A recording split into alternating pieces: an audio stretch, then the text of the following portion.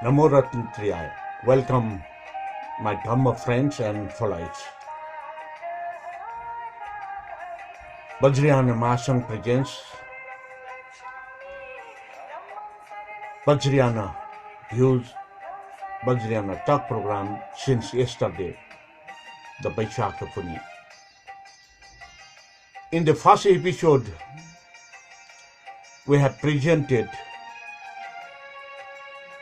life of Sakyamuni Buddha or Buddha Jivani, the history in brief of Buddha. Today, I'm going to present you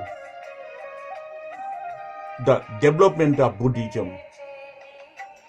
While we say the Buddhism and its development, we never forget, we never denied the Kathmandu Valley and the valley's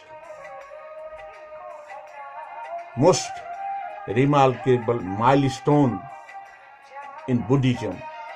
Kathmandu Valley, previously it was called the Nepal Mandal. Nepal Mandal was the place for Buddha and Bodhisattva, where originated and developed and flourished from here to the world, the Buddhism and the Buddha Dhamma.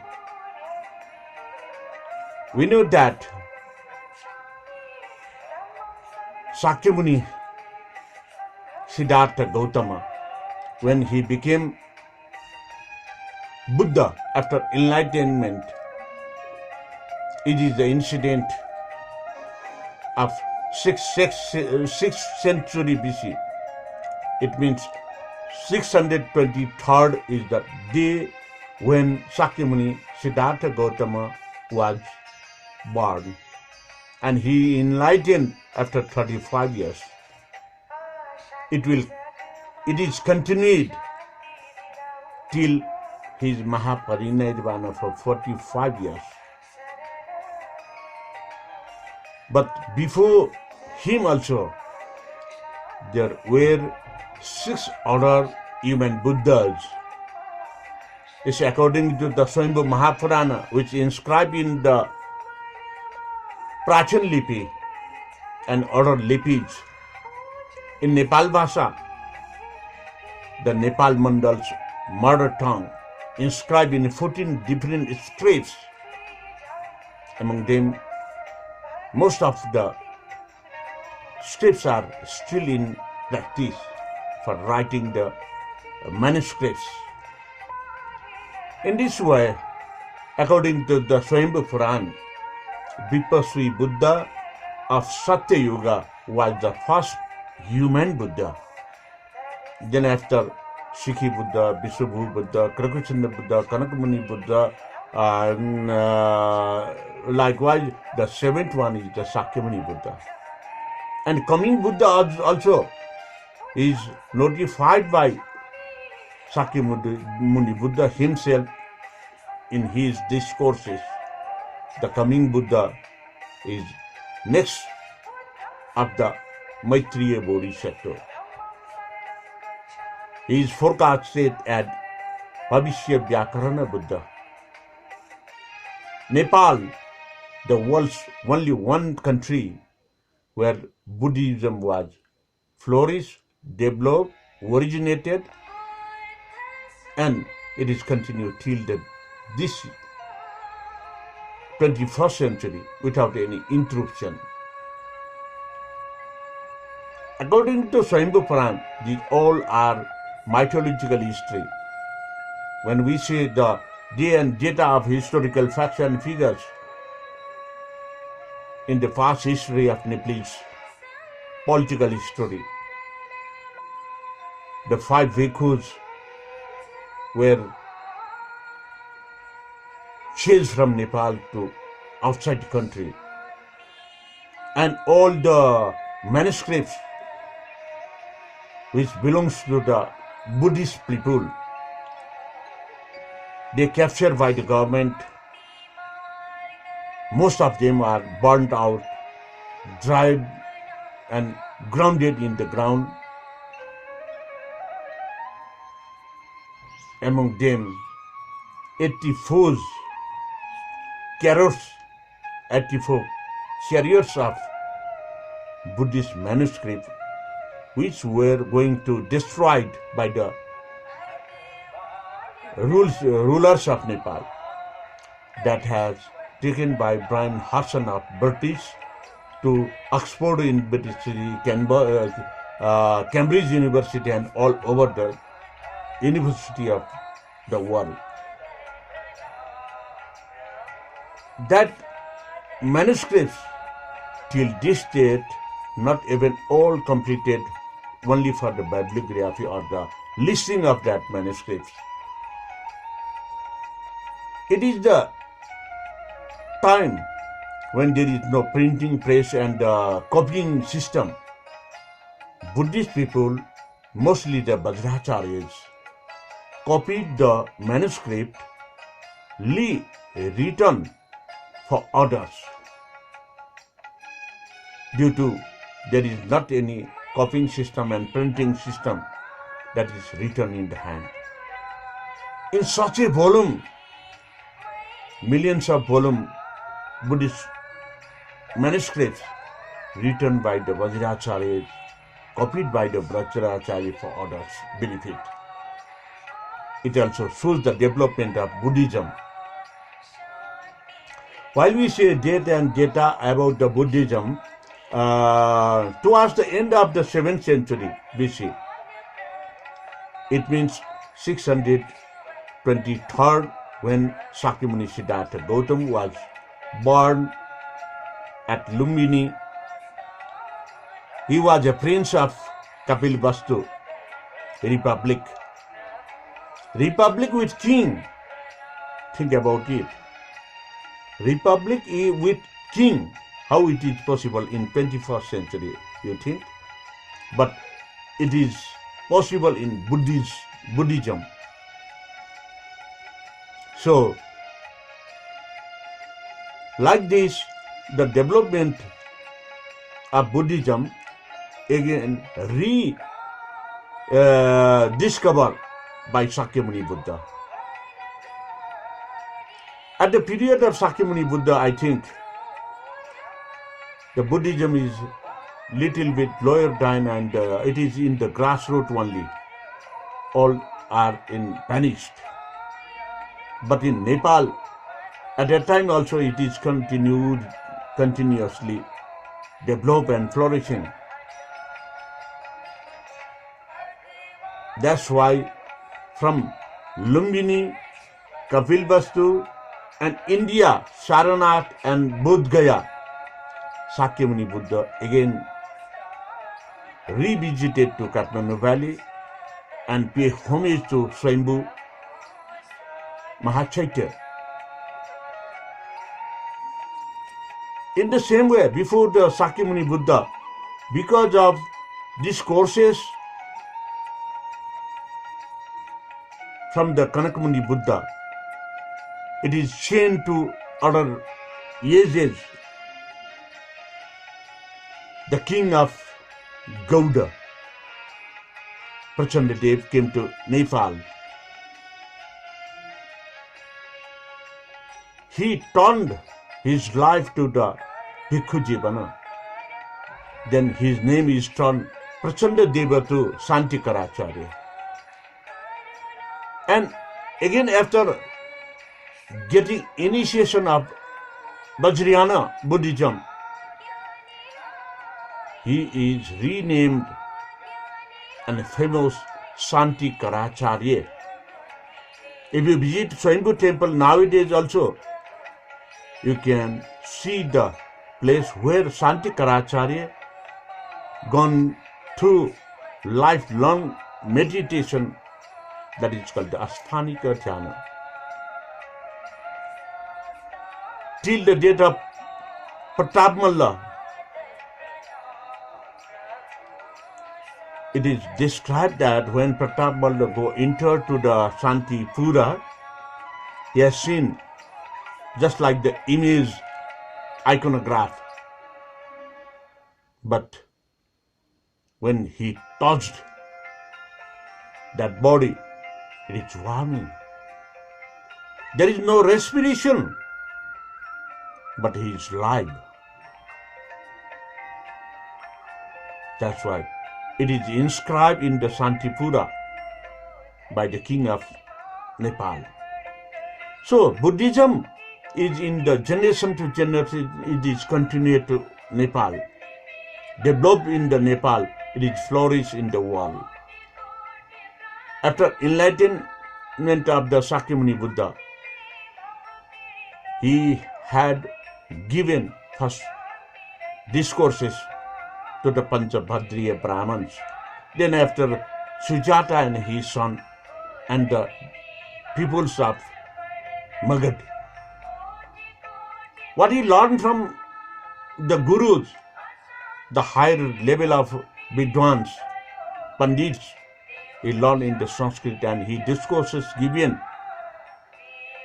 He had given the discourses in Sanskrit. The Panchabhadri Brahmins, they have no problem to understand. But it is problem for the Sujata, his son, and the people of the Magad. Then Buddha rethink how to flourish it. What to flourish it? How it is possible to flourish in the community base? Then Shakyamuni Buddha had given discourses in modern tongue of Magadha country, Magadha Desha. That local language is called the Janabhasha. Then after it is spread very quickly, the followers of the Buddha, Mahasangha, they understand and they apply it in their life. So it is flourished very well and very fast. In Kathmandu Valley also, it is preserved due to the practice in the home, each and every households in their one tradition, one culture.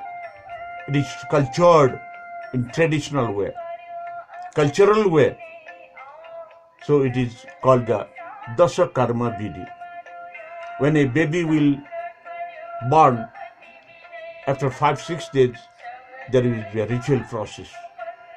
Then after 6 months, 5 months period, to feeding him or her is the next step. In that also applied the Vajrayana Buddhism.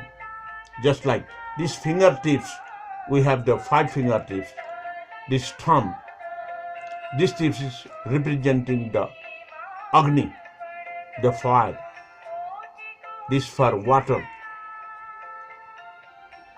and this for air, this for sky, and this for earth. At the feeding of the childhood, 5-6 months baby, first take like this, the feeding materials, rice, it will feel like this. Then after, by these fingers, tips, feel. And then after the middle finger, then after these 2. Then after, in the 6th time only, they feed like this. It is just relevant and compassionate to the earth, air, water, sky and the earth, Panchatattva. It is so scientific. So, Vajrayana Buddhism tradition preserved the Buddhism for the development, for the record, and for the humans is the ritual process. That's why, according to the Swayambhu Puran, the 7 Buddhas, the first Buddha who was born in Nepal, Bandhumati Nagara, the present Bungamati, where Padmapani Lokeshwara, Bungaja, and so-called just transformation by the rulers, it is called the Rato Machendranath. Nearby that place, Vipassi Buddha was born. He had got enlightened and discourses all over the Nepal, and who planted a seed for the 1,000 petals lotus. It is continued from that to Kanaka Muni Buddha. Because of Kanaka Muni Buddha's discourses, king of Magadha, Prachandev, come to Nepal, and he turned to Buddhism, and till this day it is named by Shantikaracharya. So in the world, according to the guidebook of Lonely Planet, 2/3 of world's population are following the Buddhism. Either ideologically, either it is according to the religiously, either with the day-to-day their functions. So development of Buddhism is a challenge for the 21st century modernization too. This 21st century modernization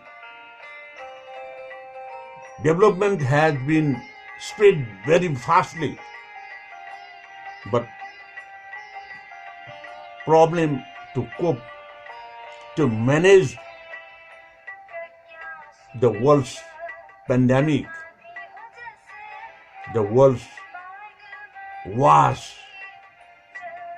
But Buddhism, it's simply by teachings,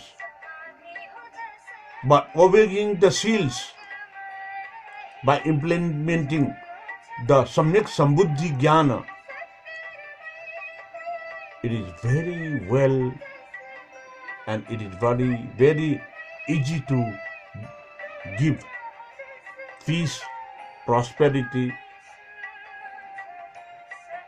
Through the Vajrayana Buddhism, there is coordination between the all communities. Through the Vajrayana Buddhism, there is tradition to division of jobs to the people of different ideologies. So, in this way, since the Shakyamuni period, it is very fastly developed Buddhism. First discourses at Sarnath, he has given the what he listens and what is gained, he have given to the Panchabhadri Brahman and peoples of the Magadha.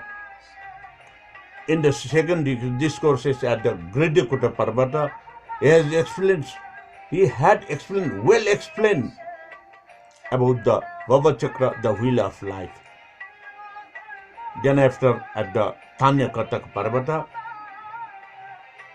he practiced himself, and all the Fritsu Sangha also go through on the practice in the Kriya and Charya mantra,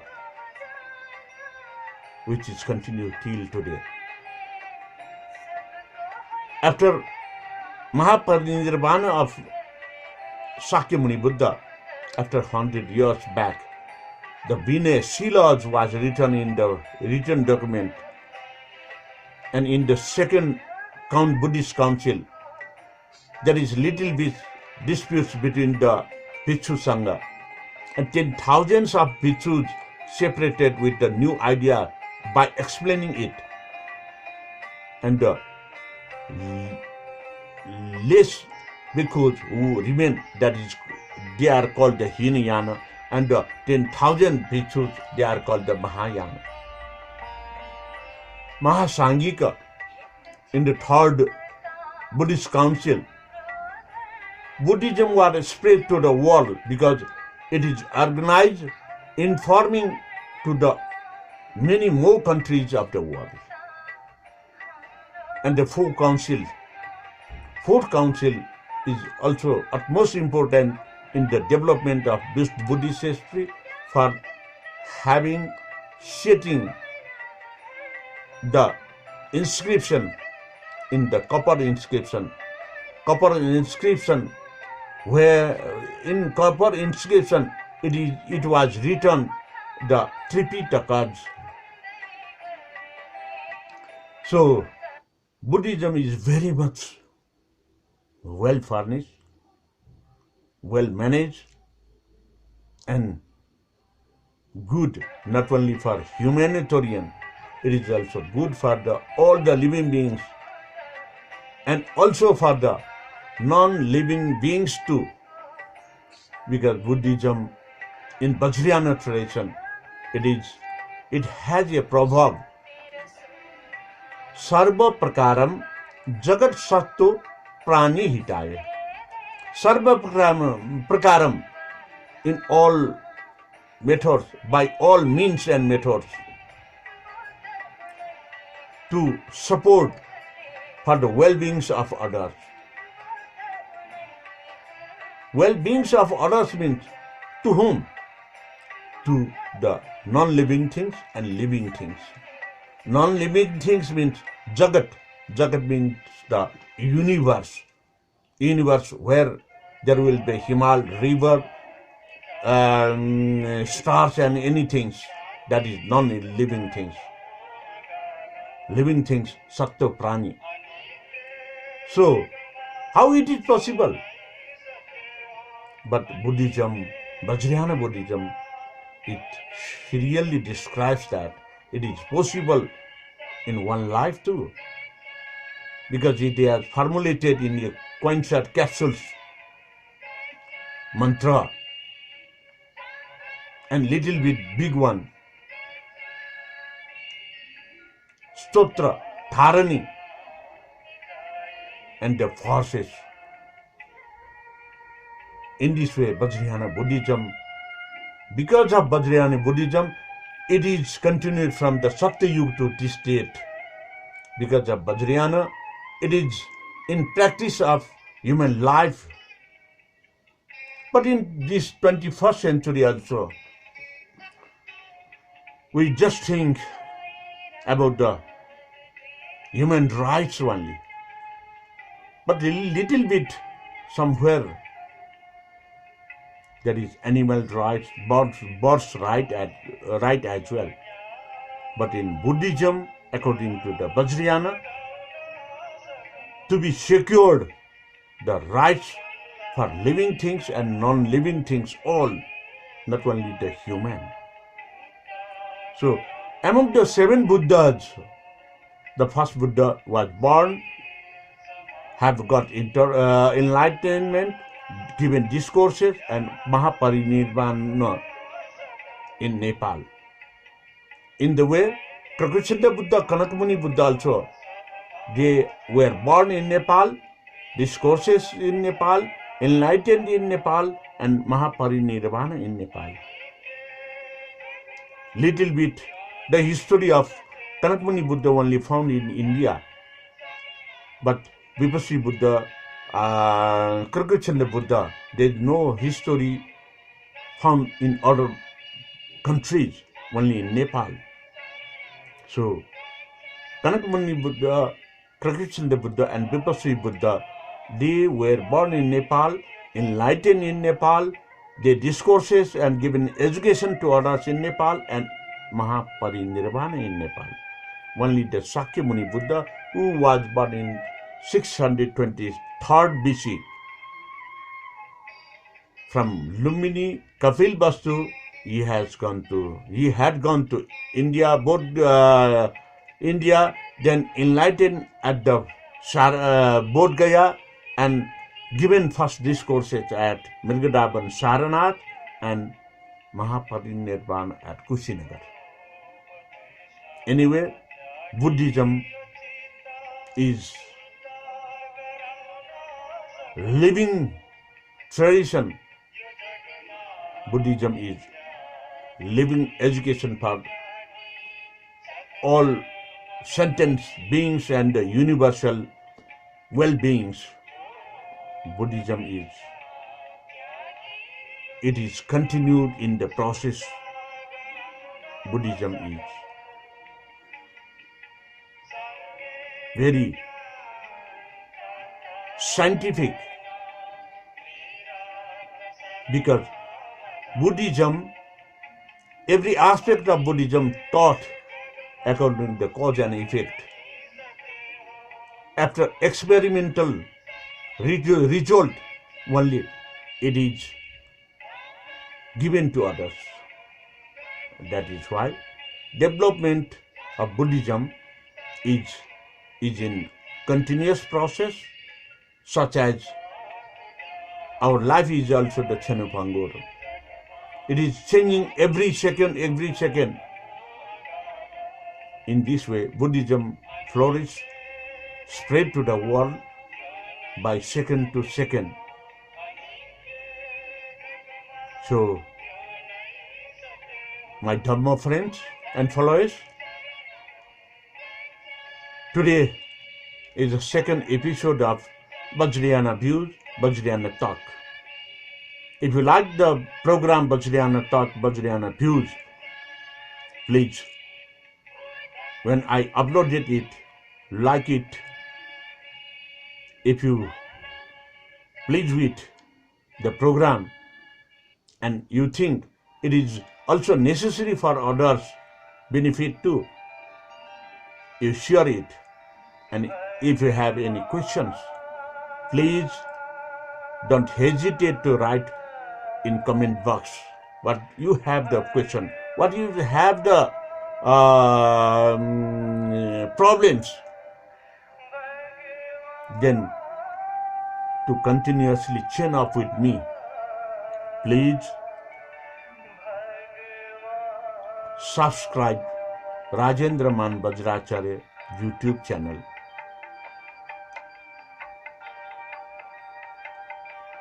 And it will continue for giving talks in Vajrayana, giving views in Vajrayana. And goodbye for today. Bhavatu Sarva Mangalam.